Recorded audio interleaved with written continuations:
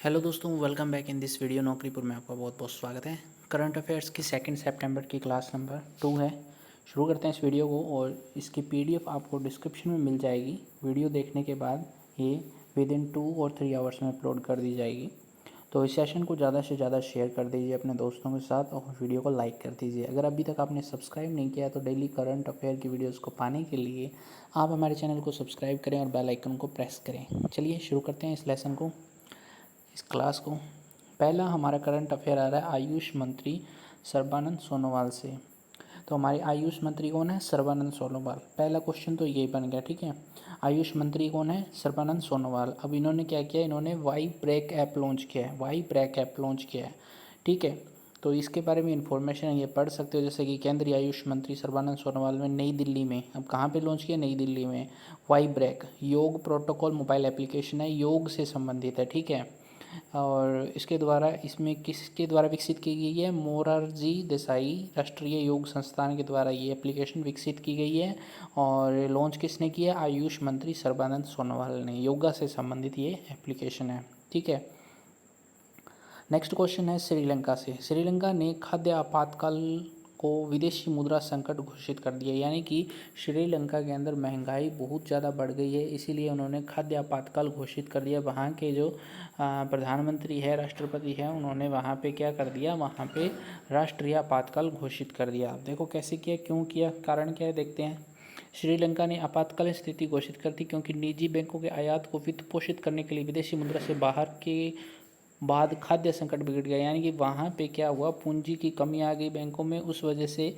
और साथ ही साथ ये नंबर 2 पे पॉइंट किया है कि अमेरिकी डॉलर के मुकाबले श्रीलंकाई रुपया 7.5% गिर गया है। तो वहाँ पे महंगाई बहुत ज़्यादा हो गई और लोग लाइनों में लगे हुए हैं खाने के सामान के लिए, ठीक है। तो ये कुछ हुआ है श्रीलंका के अंदर, याद रखना। श्रीलंका से जुड़े हुए कुछ क्वेश्चन, जैसे कि श्रीलंका की राजधानी कौन सी है? श्री जयवर्धन कोटे। और मुद्रा का क्या है? श्रीलंकाई रुपया। और यहाँ के प्रधानमंत्री कौन है? महिंदा राजपक्षे। और राष्ट्रपति गोतबया राजपक्षे, ठीक है। ये सारे क्वेश्चन आपके एग्जाम से रिलेटेड है। नेक्स्ट है, असम ने ओरंग राष्ट्रीय उद्यान से राजीव गांधी का नाम हटाने का फैसला किया। अब राजीव गांधी नेशनल पार्क कहाँ पे है? Rajiv Gandhi national park question आ सकता है, तो आप बोलोगे असम में। बट अब जो राजीव गांधी नेशनल पार्क था उसका नाम हटा के क्या कर दिया? ओरंग नेशनल पार्क कर दिया। ओरंग नेशनल पार्क, क्योंकि ओरंग वहाँ के लोगों के पूर्वजों से जुड़ा हुआ वाक्य है, इसी वजह से, ठीक है। और अभी असम से देखें तो असम के राज्यपाल कौन है? श्री जगदीश मुखी है। और असम के मुख्यमंत्री हिमंता बिस्वा शर्मा, ठीक है। ये दोनों चीज़ याद रखो, ये आपकी स्टैटिक्स से है और ये आपका करंट अफेयर है, ठीक है। चलो नेक्स्ट देखते हैं। आईआरएस अधिकारी जेबी महापात्रा सीबीडीटी के अध्यक्ष नियुक्त हो गए। अब सीबीडीटी क्या है? केंद्रीय प्रत्यक्ष कर बोर्ड, यानी कि जो कर लगाती है, टैक्स लगाती है ना, उस चीज़ के अभी अधिकारी कौन होंगे?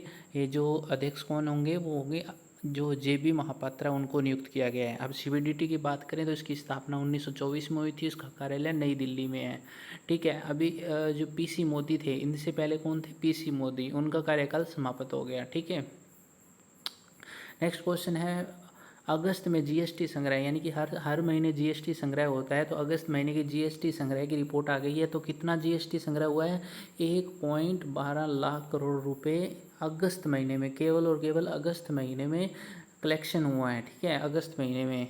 और ये लगातार दूसरा महीना है जिसमें 1 लाख करोड़ से ऊपर का जीएसटी हुआ है। जैसे कि देखो, जुलाई में 1,16,393 करोड़ रुपए था, जून के अंदर 92,849 करोड़ था, और मई के अंदर 1,02,709 करोड़ रुपए था, और अप्रैल की बात करें तो 1.41 लाख करोड़, जो कि सबसे ज़्यादा था। ये क्वेश्चन आ सकता है कि सबसे ज़्यादा 2021 का कौन सा माह है जिसमें सबसे ज़्यादा जीएसटी कलेक्शन हुआ?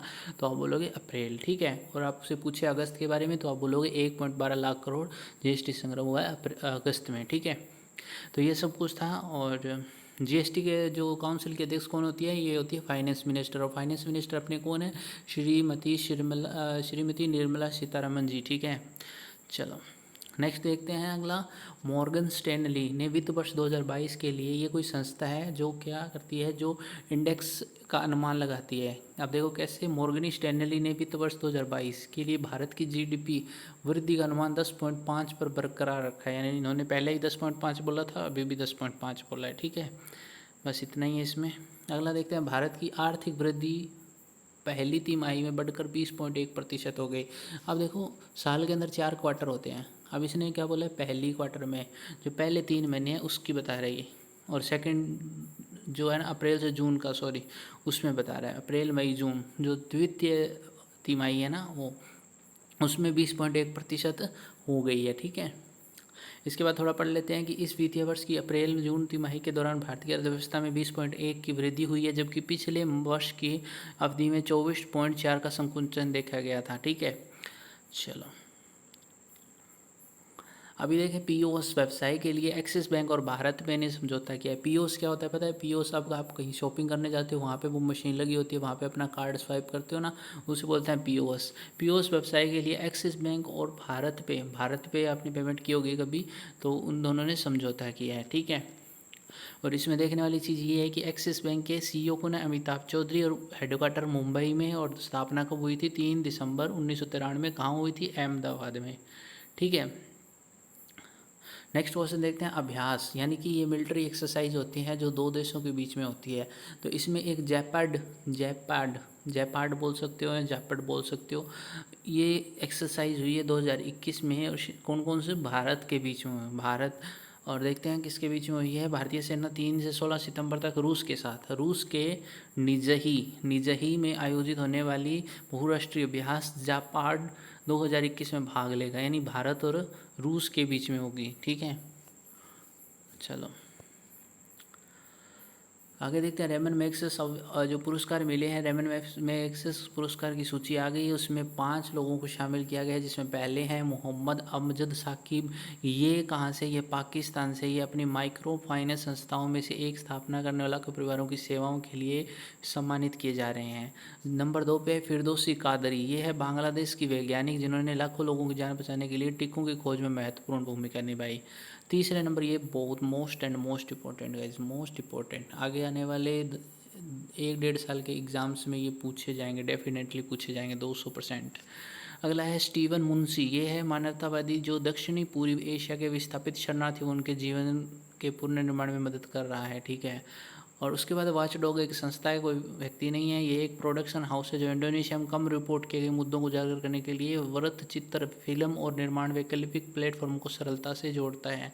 रॉबर्टो बेलन दक्षिणी फिलीपींस का एक मछुआरा है जिसने अपने समुद्र जलीय संस्थानों और आजीविका के प्राथमिक स्रोत को बहाल करने में समुदाय का नेतृत्व किया है। एक चीज़ बताता हूँ, ध्यान से सुनना, ये रेमन मैग्सेस पुरस्कार क्या होता है इसके बारे में पूछो। ये होता है कि दुनिया के अंदर कोई भी ऐसा व्यक्ति जो बिना किसी लोभ लालच के लोगों की सेवा करता है और एक बहुत उत्कृष्ट काम करता है, तो उसको ये इनाम दिया जाता है। ठीक है, समझ में आई बात।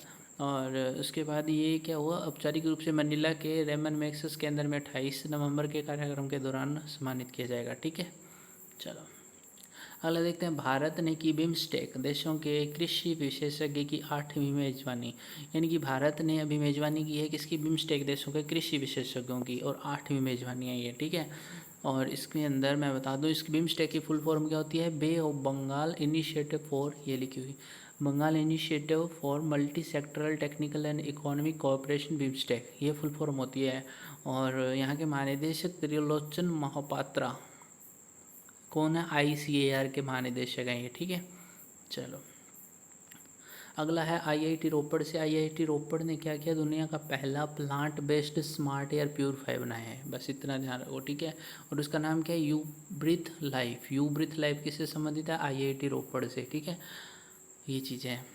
अगला है विश्व नारियल दिवस, 2 सितंबर को मनाया जाता है, यानी कि आज ही मनाया जाता है विश्व नारियल दिवस। ठीक है, और इसका विषय क्या है? कोविड-19 महामारी और उससे परे एक सुरक्षित, समावेशी, लचीला और टिकाऊ नारियल समुदाय का निर्माण, ये इसका विषय है। ठीक है,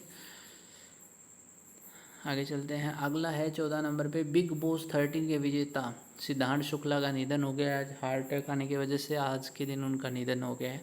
तो आई होप आप सब जानते होंगे उनको। ठीक है, और वयोवृद्ध हुर्रियत नेता सैयद अली गिलानी का निधन हो गया। ये कौन थे? ये थे ऑल पार्टीज़ हुर्रियत कॉन्फ्रेंस के पूर्व प्रमुख थे, सैयद अली शाह गिलानी, तो याद रखना आप। और एग्ज़ाम से पूछा जा सकता है।